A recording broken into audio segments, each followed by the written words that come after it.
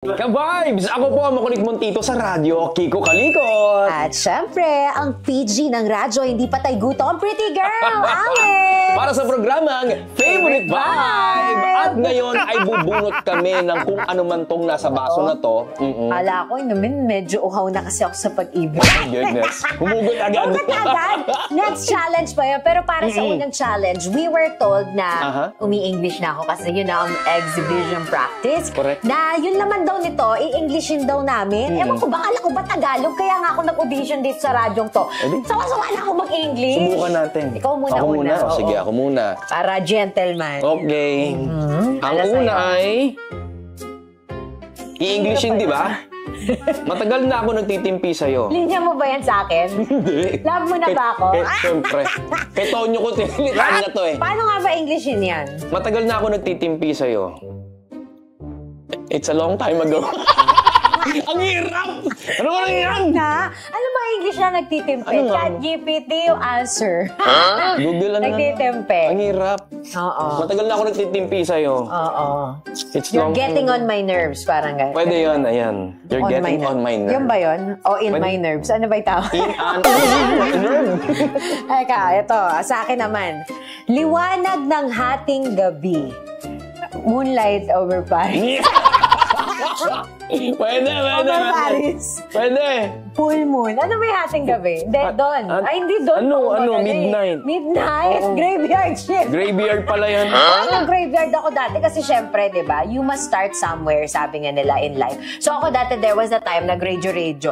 Bigabi talaga. Alam mo nung lumabas yung survey, 0 to 1,000 lang yung listeners every 15 minutes. Pero okay lang kasi sabi nga, if there's one or two gathered in my name, ay, in the station's name, iba pala yun. Nakwento na siya, be. Iba pala yun.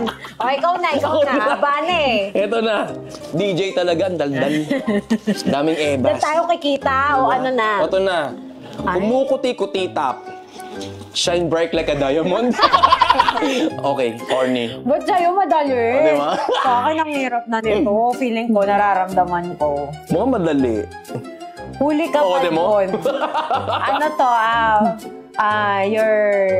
You're in luck, my furry friend.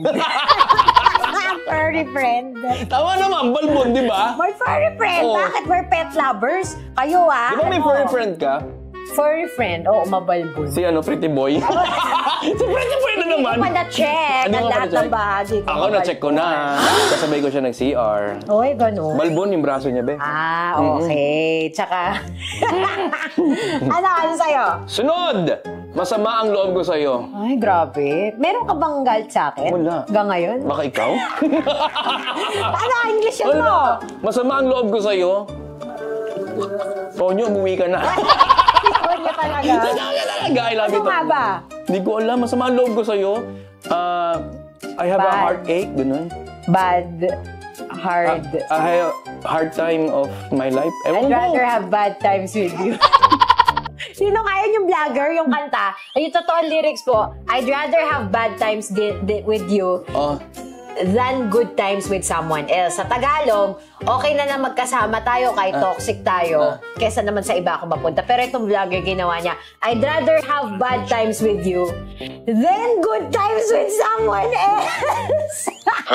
Nakainom yan. Ginawa cheating song yung I'd rather by Luther Vandross. DJ talaga. Anyway, akin na, eto na. Daming daldal. Namamas ko po. Ano? Give me money, sugar. Yeah. Daddy. It's all about money. Daddy. Daddy, ikaw na. Ako na. Ay, meron isa pa. Last na, last na. Meron pa ba? Wala na. Ikaw na yan, last. Ay. Ang haba naman ito. Mahirap mamatay ang masamang damo.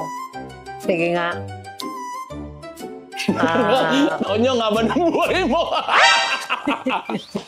Mahirap mamatay ang masamang damo. Ang hirap naman ito. Bad.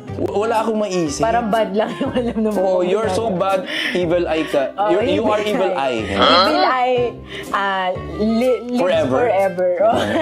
Evil eye lives forever. Long live. Long live evil eye. Yan. Pwede. Galing na. Yeah. Ayos yun. Minuwat yung buso pa.